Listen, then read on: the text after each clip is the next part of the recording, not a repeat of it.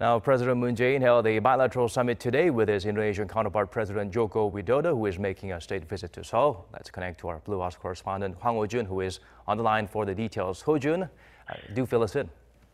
Daniel, the focus of today's summit between the two presidents was economic cooperation. President Widodo's three-day visit to South Korea was made in light of this year being the 45th anniversary of Seoul and Jakarta establishing diplomatic ties. During their summit, President Moon praised the cooperation between their two countries and vowed to increase that cooperation even more. According to the Blue House press release, the two leaders first evaluated their bilateral cooperation in the infrastructure and industrial sectors, including, but not limited to, hydroelectric power generation, light rail, and petrochemical industries, and then agreed to expand it to areas including real estate development, smart transportation systems, and information communication sectors.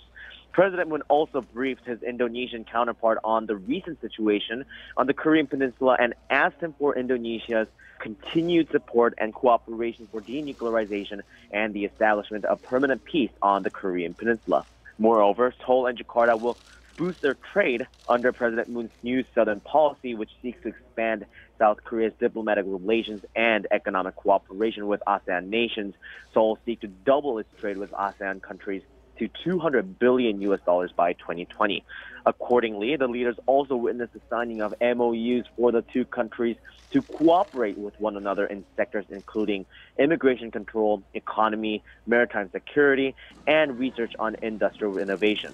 Throughout the day, President Moon made it obvious that Indonesia is a key partner to South Korea.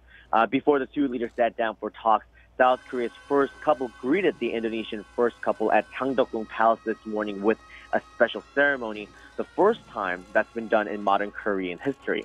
One of the 5 grand palaces in Seoul and also a registered World Heritage Site, Gangdeokgung is known as the palace where the kings of Joseon dynasty would discuss state affairs with their officials and would receive foreign envoys. And just moments from now, President Moon will host a state dinner at the Blue House in honor of the visiting Indonesian president. Back to you, Daniel.